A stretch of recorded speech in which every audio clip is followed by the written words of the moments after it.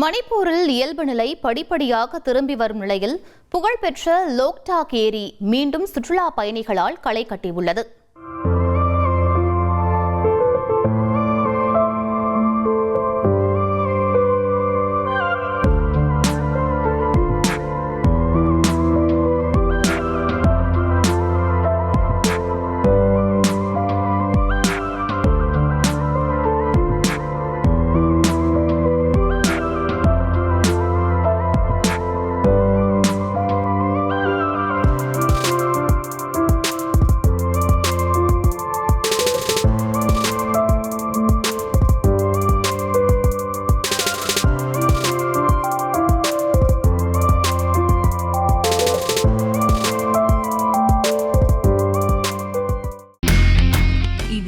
செல்லும் இடமெல்லாம் செய்தி.